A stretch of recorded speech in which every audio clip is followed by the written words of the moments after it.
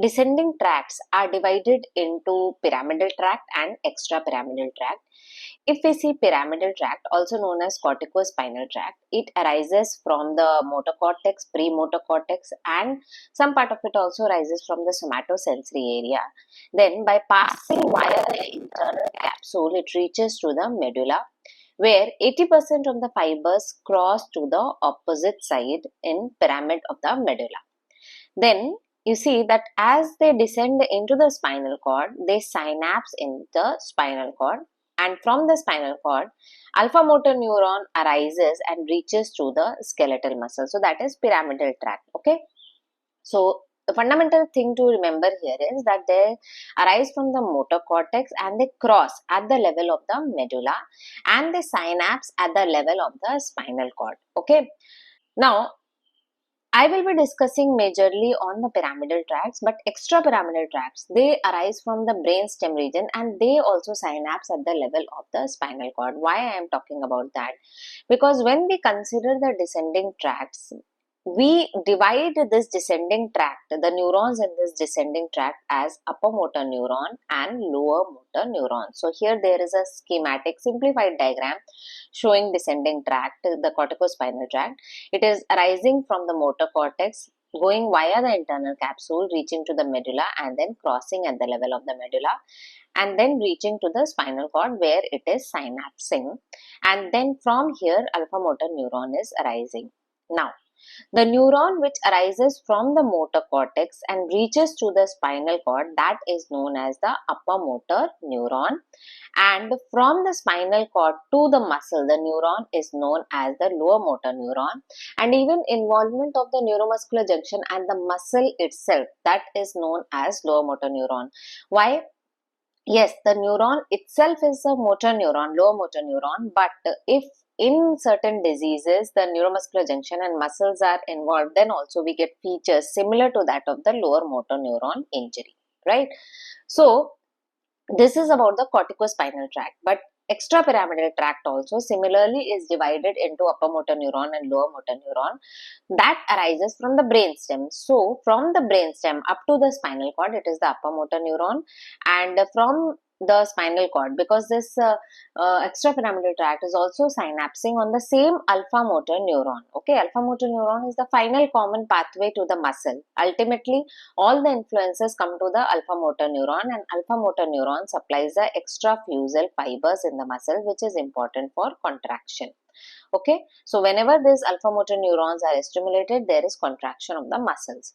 So extrapyramidal tract also synapse on this alpha motor neuron, influencing its activity. Fine.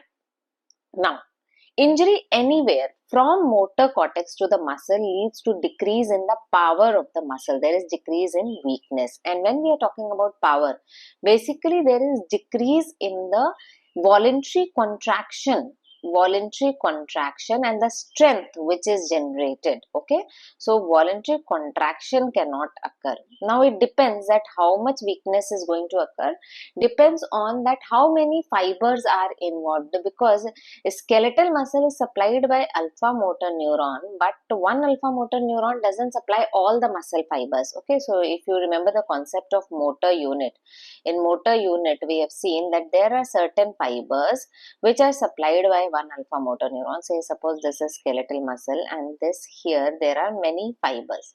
Okay, so some are supplied by one neuron, there might be other fibers which are supplied by other neurons.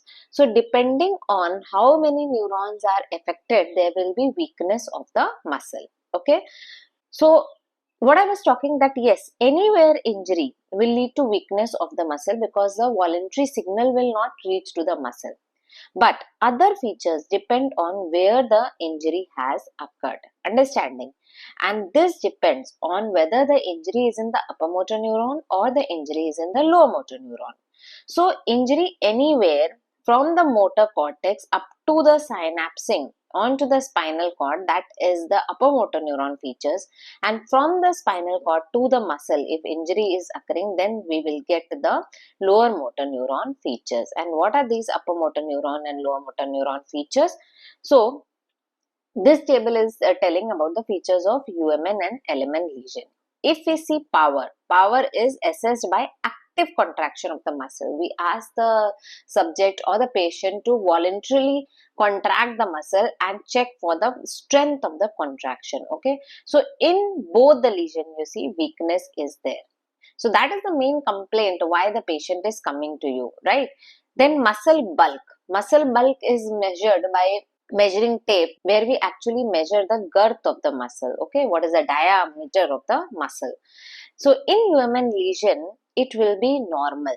Okay, but in LMN lesion, very fast there will be atrophy. Okay, that is decrease in the diameter of the muscle, decrease in the girth of the muscle, and this will be very well appreciated if you compare it with the other side. So both sides have to be measured, and then on comparison you will come to know whether there is atrophy or hypertrophy. Okay, so in LMN lesion there will be atrophy, but in UMN lesion also, because there is paralysis, so after a long time, because that particular muscle is not being used, disuse atrophy is going to occur. Okay, disuse atrophy.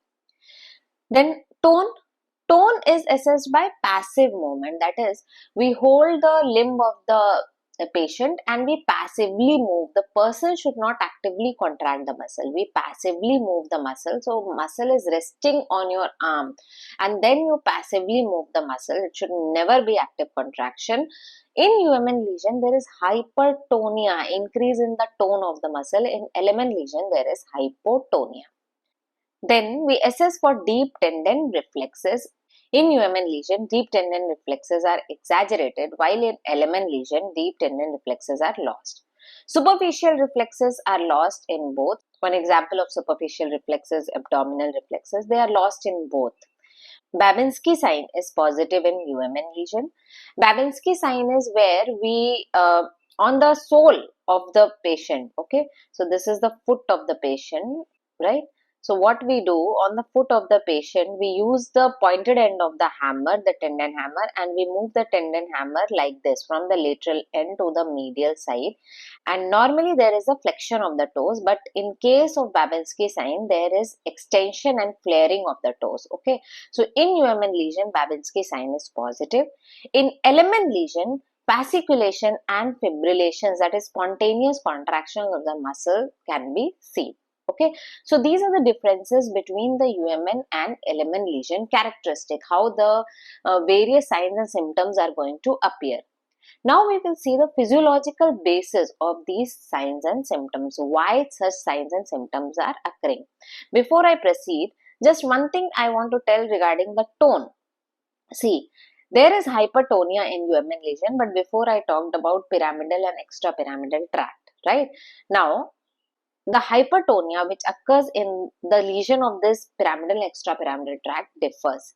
In case of corticospinal tract injury, the hypertonia which occurs, that is known as spasticity, while in case of extrapyramidal lesion, the hypertonia which occurs, it is known as rigidity. Okay. Spasticity is basically there is increase in the tone in either the agonist or the antagonist, never in both. Rigidity, it is increase in the tone in agonist as well as the antagonist. So when we are checking for the spasticity, suppose we are flexing the arm. Okay, so you have held the arm and you are passively flexing the arm. You will feel the tone in one side of the movement. Maybe in flexing the arm, you will feel the tone, and in the end of the movement, there will be sudden giving away. It is like sudden giving away. Suddenly, you will feel that the tone has decreased. Okay, it is also known as clasp knife spasticity. Okay, it's like a clasp knife is a knife which is closed with a cover. Okay, so initially when you are trying to pull the cover, a lot of effort is required and suddenly there is giving away. So similarly here, at the end of the movement, there is sudden giving away, there is sudden loss of tone. Okay, in rigidity, the increased tone occurs in both agonist and antagonist. So both sides of the movement, there will be increase in the tone, and this is known as lead pipe rigidity. Lead pipe rigidity, as if you are moving or folding a lead pipe. Okay, so that is lead pipe rigidity seen in case of extrapyramidal tract lesion. Now moving on to that, what will be the features, right? So first we will discuss that if there is injury at the level of the motor cortex, internal capsule or medulla, and that will be the UMN lesion. So any injury before the neuron is synapsing at the level of the spinal cord, that will be the UMN injury, right? So what will be the features we have seen. Now we will talk about the physiological basis of the features. So in brief, we will just talk about that how the muscle spindle is arranged in the muscle.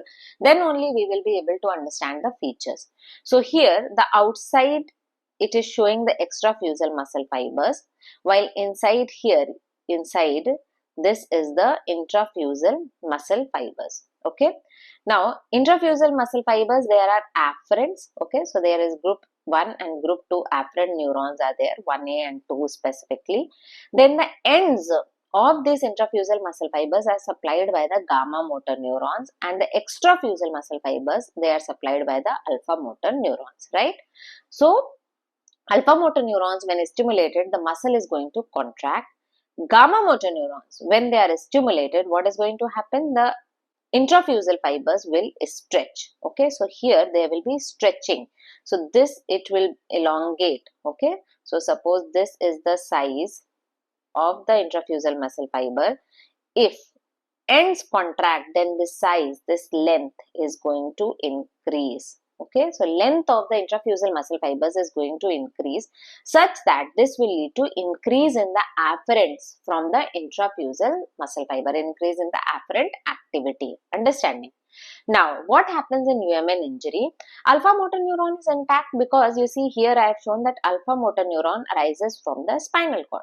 So alpha motor neuron is intact, but there is loss of inhibitory influence on gamma motor neuron. So predominantly this gamma motor neuron is under inhibitory control. In case of upper motor neuron injury, there is loss of this inhibitory control on the gamma motor neuron. So what is going to happen? Gamma motor neuron is going to become more active. Fine, gamma motor neuron is going to become more active while alpha motor neurons are intact. So with this, let us see what will be the features. Coming to the bulk of the muscle, what is going to happen? See, alpha motor neurons, which is supplying the muscle, it releases some trophic factors which are important for the maintenance of the muscle. So because alpha motor neuron is intact, there is no atrophy, because these trophic factors are normally released. Understanding? So bulk, no atrophy. Later on, because the muscle is not being used, then these trophic factors are released very less from the alpha motor neuron, because signal is not coming ultimately. Okay, so then there will be disuse atrophy. What will happen to power or the voluntary contraction is strength of the muscle? Voluntary contraction, I told you, there is always decrease in power. But why it is occurring? Due to injury to the upper motor neuron, impulses don't reach alpha motor neuron. Okay, so from motor cortex, because the injury is occurred somewhere in the path, the action potential is not going to stimulate ultimately the alpha motor neuron. Right, so alpha motor neuron is lying idle, it is not stimulated. So there will be decrease in the power of the muscle. Alpha motor neuron is not stimulated, so there will be no contraction. What about the muscle tone? Muscle tone, I said there will be hypertonia. That is because of uninhibited activity of gamma motor neurons. I told you that the negative influence, the inhibitory influence on the gamma motor neurons is lost, right? So because there is increased stretching of the muscle spindle, the length of the muscle spindle is increasing, there is increase in the afferent activity from the muscle spindle. Okay, so from here, sensory neuron action potentials are going to the spinal cord and hence stimulating the alpha motor neuron more. Okay, that is basal contraction. Remember, it is not voluntary contraction, it is the baseline contraction of the muscle in the resting state, which is increasing because of increased impulses in the afferent neuron from the muscle spindle, right? So increased activation of the alpha motor neurons in baseline resting state, increased basal contraction of the muscle leads to hypertonia. Understanding? So that is because of uninhibited activity of the gamma motor neurons. So please don't confuse, this does not increase the power of the muscle. Power of the muscle is coming from the influences from the top, from the upper motor neuron. Okay, that should stimulate the alpha motor neuron. So that is not happening, right? So uninhibited activity of gamma motor neuron leads to hypertonia. And same is the reason for exaggerated deep tendon reflexes.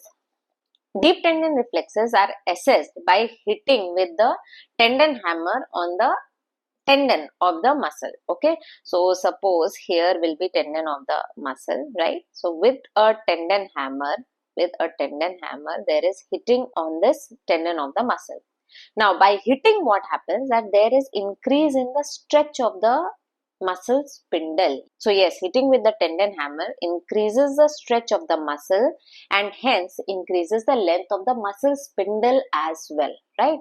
So we have already seen that there is uninhibited activity of gamma motor neurons, because of which there is increased basal stretch of the muscle spindle. So now because of this increased basal stretch, when we hit with the tendon hammer, now again there is increased stretch of the muscle spindle as compared to a normal person or as compared to the normal side, right? So there is increased afferent activity, increased activation of the alpha motor neurons and increased contraction of the muscle. So reflex contraction also increases. So we have exaggerated deep tendon reflexes. What about superficial reflexes? Superficial reflexes are lost. I told you why they are lost. Because you see, in deep tendon reflexes, there is only one synapse. There is afferent activity which is reaching to the alpha motor neuron. Superficial reflexes are coming from the skin. Stimulus is from the skin. Maybe pain stimulus is there. And they contact the alpha motor neurons via a lot of interneurons. Okay. And in upper motor neuron lesion, basically this influences on the alpha motor neuron are lost. Okay. So influences on the alpha motor neuron and gamma motor neuron also. We said inhibitory activity on the gamma motor neuron is also lost. Right. So this interneuronal activity is also decreased, right? So superficial reflexes are lost, right? Why? Superficial reflexes are polysynaptic and afferent neuron contacts with the interneurons, which in turn contacts with the alpha motor neuron, right? So that activity is also lost. Then Babinski sign is positive. I told you the reason is not much known. Actually, people have speculated, but exact reason is not known. So when we strike the sole of the foot from lateral to medium side by a pointed object, then we get the flaring and extension of the toes. Okay, so that is UMN lesion features. Moving to LMN lesion features. LMN is basically from the alpha motor neuron. The neuron reaches to the neuromuscular junction. There is neuromuscular junction and there is muscle. What are the features? So again, we have seen the muscle spindle. What is the main problem in LMN injury? In LMN injury, basically this alpha motor neuron supply to the muscle is lost. Okay, alpha motor neuron now will not send the signal to the muscle, or there may be neuromuscular junction problem, or there may be muscle itself may be injured. Okay, so now what will be the features? Bulk, what will happen? Since alpha motor neurons are lost, trophic factors from alpha motor neurons to the muscle are lost, isn't it? So there will be no release of the trophic factors and hence there will be muscle atrophy. If muscle injury is occurring, then also the same thing, muscle cells themselves die. So this causes atrophy. Power of the muscle. Voluntary signal is not going to reach to the muscle because the end output from the alpha motor neuron itself is not reaching to the muscle. So there will be decrease in the power, that is weakness of the muscle. What about the muscle tone? We have seen this reflex arc when we were reading about the alpha motor neuron muscle tone. So there is afferent nerve impulses from the muscle spindle which is synapsing with the alpha motor neuron. Now this alpha motor neuron itself is not working. So it doesn't matter how many impulses are going from the afferent nerve, doesn't matter. If alpha motor neuron is inactive or there is neuromuscular junction injury, then there will be no signal to the muscle itself, no signal going to the muscle. So basal state also, muscle is not contracted. Okay, there is no signal going to the muscle. So this leads to hypotonia, decrease in the muscle tone. So even when we check by the passive movement of the muscle is like very loose, flappy. Okay. Then what about the deep tendon reflexes? Again, same thing, right? So you are hitting with the tendon hammer, there will be stretch of the muscle spindle, afferent activity will be there, but activation of the alpha motor neurons is not going to occur because there is problem. There only injury to the alpha motor neuron has occurred, or even injury to the muscle or neuromuscular junction. Ultimately, there will not be contraction of the muscles, so there will be loss of deep tendon reflexes. Okay. Now, what about superficial reflexes? Again, superficial reflexes are lost because same pathway. Here there is interneurons involved, which I told that influence will be lost in the upper motor neuron also. But here, ultimately, the end result, alpha motor neuron is not active, so information is not reaching to the muscle. So even superficial reflexes, they will not be present. If you check for them, there will be absence of the superficial reflexes.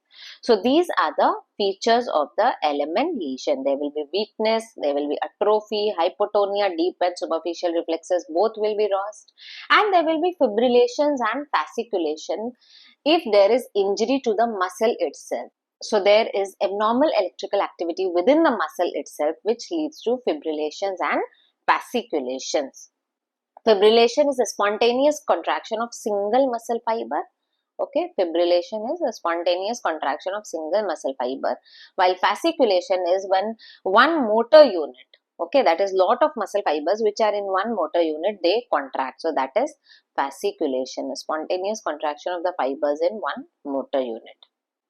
Now let us try to understand that with this concept, with this understanding of the features of UMN and LMN lesion, can we, by examining a patient, determine the site of the lesion? So here is a case.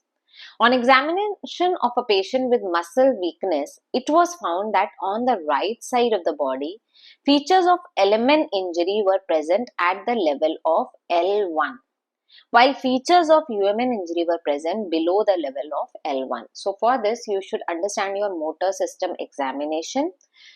So what we do, basically we have different muscle groups, and different muscle groups are supplied from different regions of the spinal cord. Understanding?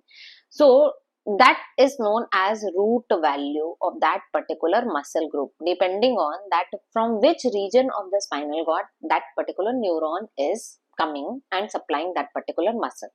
So that you should know to understand this. Okay. So here when we are talking about L1, that means we are talking about somewhere in the lower limbs, right? So when we check for deep tendon reflexes, knee jerk, it is basically supplied from the neurons from the spinal cord at the level of L2, L3, L4. Okay. And if we talk about ankle jerk, then it is having root value of L5, S1. Understanding? So I'm just giving you one example. Suppose knee jerk is exaggerated. That means we are getting UMN lesion at the level below L1.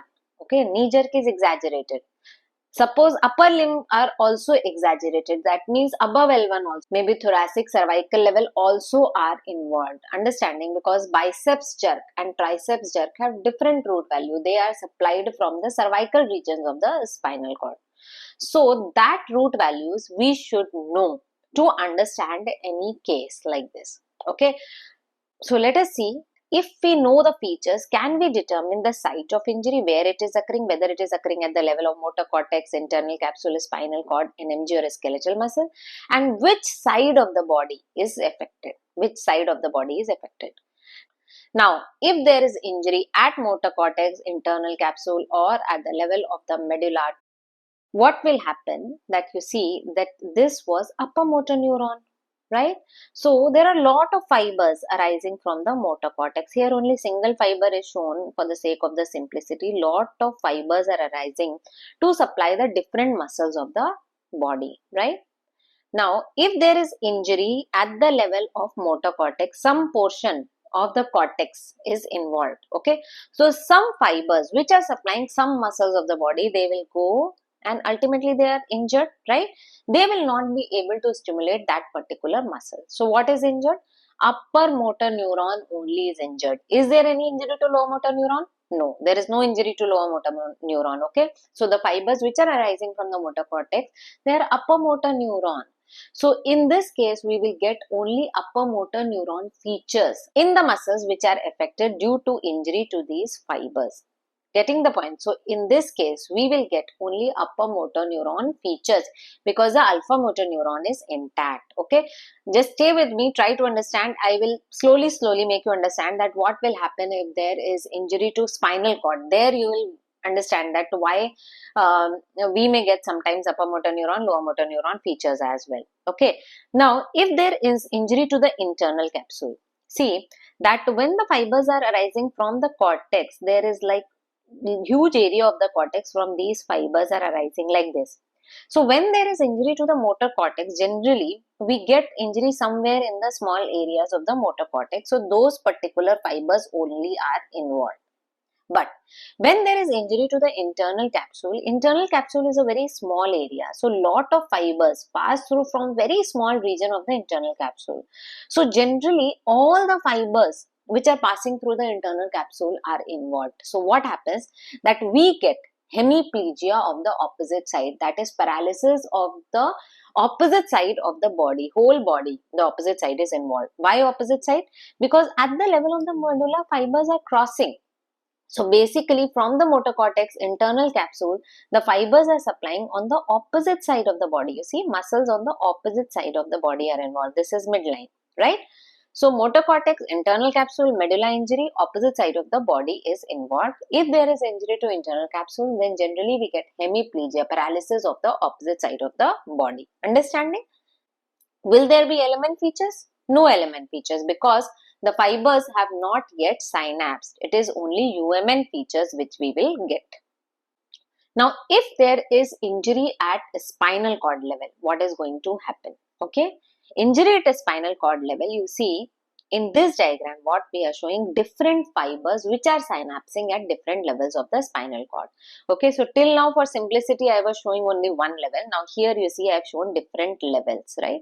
So different fibers are arising from the motor cortex. They are crossing at the level of the medulla and they are synapsing at different levels of the spinal cord. Okay, so here they are synapsing, some fibers are synapsing here, and this is the alpha motor neuron which is supplying some muscles. Then some fibers are going down and they are synapsing in the next level of the spinal cord. Okay, so this is alpha motor neuron which is supplying muscles B. Try to understand here that for A muscles, the alpha motor neuron is ending here, but for B muscles, alpha motor neuron is going down and ending here at the level of the L2. This is very important that this concept is clear so that we understand that what is going to happen if injury is occurring at the level of the spinal cord, right? You see that if injury occurs somewhere here, then what is happening? You see lower motor neuron which is supplying A muscles is damaged, right? At the level of the spinal cord injury is there. But for the B muscles, this upper motor neuron is going down, still going down. It has not synapsed, it is synapsing below.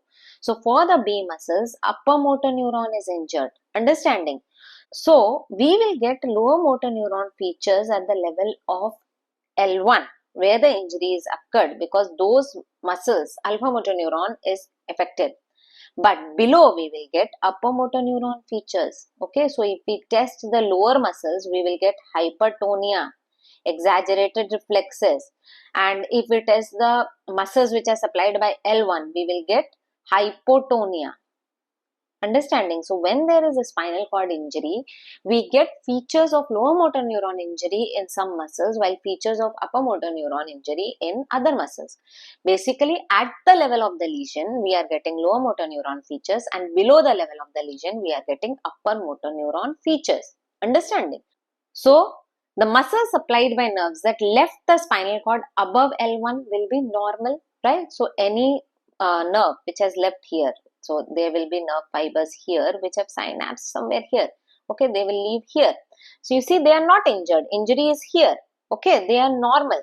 So above the injury, the muscles are normal. Features of lower motor neuron injury are seen in muscles supplied by nerves leaving at L1, but features of upper motor neuron injury are seen in muscles supplied by nerves below L1. Okay, very important to understand. So now can we tell that what will be the problem? Features of LMN injury were present at the level of L1. Upper motor neuron injury were present below the level of the L1. So what is the site of injury? Spinal cord at L1. But remember that you need to know the root value of the various muscles. So only then you will be able to understand, okay, this particular muscle is having hypertonia. Okay, root value of here is this much, right? Then you will come to know that at what level of the spinal cord injury is occurring, right? Now, which side injury has occurred? So here we are seeing that paralysis is on right side of the body. Features of LMN and UMN injury are on the right side. So in the spinal cord, injury has occurred in which side? Is it right side or the left side? Well, let us go back to our diagram. You see here that before we were talking that if there is injury to motor cortex, internal capsule, medulla, then there will be paralysis on the opposite side of the body, because ultimately the neurons are crossing in the medulla. But in the spinal cord, wherever the injury is occurring, paralysis is on the same side, because the fibers have already crossed. They are supplying on the same side, right? So if injury is here, just trace the fibers where they are going. They are going to the same side, right? So injury in the spinal cord will lead to same side paralysis, same side upper motor neuron, lower motor neuron features. So here, what is the side of injury? Yes, it will be the right side, right? So that were the concepts in upper motor neuron, lower motor neuron lesion. If you liked the video, do press the like button, share the video with others, and don't forget to subscribe to the channel Physiology Open. Thank you.